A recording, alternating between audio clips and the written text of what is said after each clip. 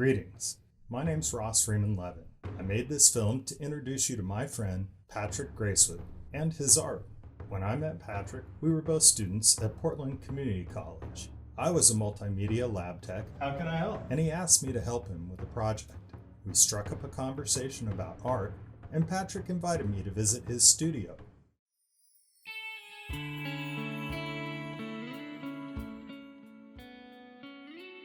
My name is Patrick Gracewood. I'm an artist and professional sculptor. My earliest memory of making sculpture was I dug up some clay in the backyard and made a little tiny figure about maybe 3 inches because I was a child. And I stuck it in the garage and I found it years later. It was kind of a personal archaeology. I didn't get my glasses till I was in high school. No one knew I was legally blind. They just thought I was stupid. So just to be able to see the world dimensionally, I remember just being dazzled by seeing the leaves on trees and just walking around a tree and watching the whole thing shift in perspective. That living in a dimensional world has never left me. I love that. And I specialize in bas-relief work, which is the half-life between something very flat and something fully dimensional. And in that tiny space, you can create tremendous depth. When I asked Patrick who I should talk to for insight on him and his art, he introduced me to Robin Smith. They met at California State University, Long Beach in the 1970s, and they've been fast friends ever since. Robin was stoked to tell me more about Patrick and his art. I was fortunate to meet Patrick in school at Long Beach State University in the early 70s. I remember a tall man. He was always laughing and smiling. From the first piece that I've ever saw of Patrick's work, it was filled with science, history, innuendo, double entendre. There was always something about it that was funny. I don't think that he can stand to be serious about everything. Patrick's like Michelangelo. He can bring something up off of a page and you can touch it. He is so skilled.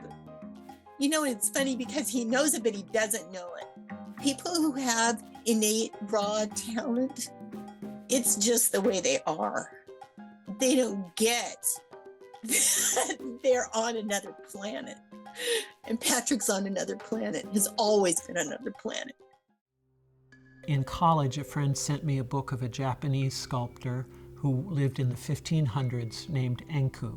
He was an itinerant Buddhist monk, and he swore to carve 100,000 Buddhas before he died. And they're still finding caches of hundreds of his work. Because of his vow, he had to work fast rather than, nuance and detail. So they're very direct. And that changed my idea of how to work with wood. And now that I'm working in Doug fir, it is a very low resolution material. So I have to be very direct. The nature of wood to me is really meaningful. I'm a gardener. I love the natural living world. So it's a pun. I have flowers and greenery in my work, and it's all made out of wood. I see wood as a collaborator with me. I'm not forcing an idea onto it. I look and I use and encourage the natural flaws of a wood. It wants to split, it wants to age, crack, splinter, and I bring that out as nothing else will do that, no other material. My current series of work uses reclaimed construction debris. It's Doug fir, it's a crappy wood, it's impossible to get detail. It fights me every step of the way. I hate it, but nothing else gives me the way this wood looks. All of this work really explores the nature of wood. What is it? What does it want to do by itself? And then I'm asking it to come along into my ideas, so I use it. If I do my part, it becomes whatever I ask of it. It's just magic. It can be feathers, it can be ferns. It turns into whatever I ask it, including laugh lines. I'm using end grain dug fir. Instead of starting from the outside of a log and working in, I can start from the center, the very heart of a tree, and work out. And so that blooms outward, and I'm drawing with the annular growth rings of the tree.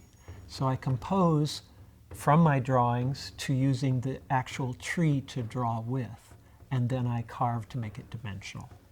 The wood, once I've carved it, is very crude. The wood does not take refinement. Then I will torch it, which feels really fun because after battling this wood, then I get to set it on fire. That's a hoot. And what that does is it softens some of the directness, and it also ages the wood physically because it really stresses it, and it brings out the annular growth rings that emphasize the movement of the sculpture. It's almost like a cartoon animation where a figure is moving and there's all this, the arc of a movement in the wood itself and in the surrounding wood.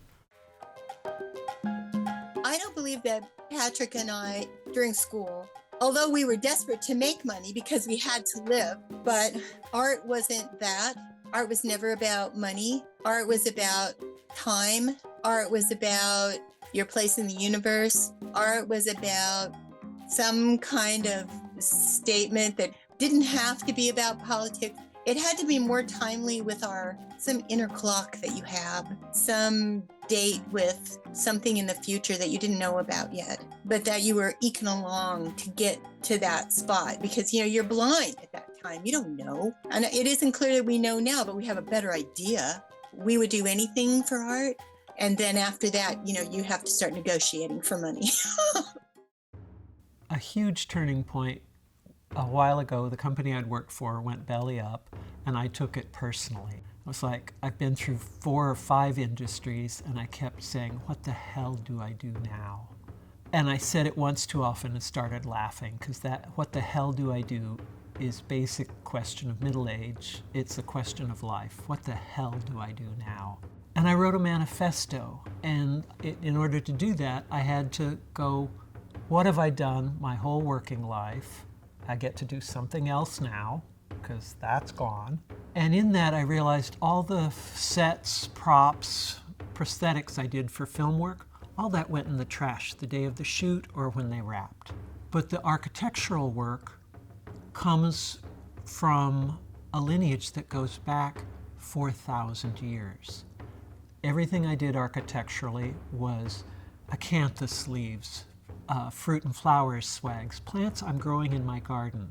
Those are living plants, but they're also living symbols that go back 4,000 years. Claiming my part of that process, I can trace that lineage back 4,000 years. And claiming that, I promised to carry it forward while I am alive. And I never expected my commercial work to merge with my personal work, because the commercial work is an urn with an endless vine on it, which symbolizes the bones of your ancestors and the living vitality of the world as we carry our ancestors forward. My current goals are to live long enough to do work that probably will take me to be 130, which means I have to take really good care of myself to be able to work at full speed. I feel like I'm just getting started. We were going to have to figure out something else for money because it was going to be about our discipline. Like it was going to be something, what we could do. But I think we had to separate what we were willing to do for art and what we were willing to do for money. I think that that's the beauty about experimenting, which is what art is. It's an experiment. That was a focus for us, that life experiment, that we were in it up to over our heads. And it was going to stay that way.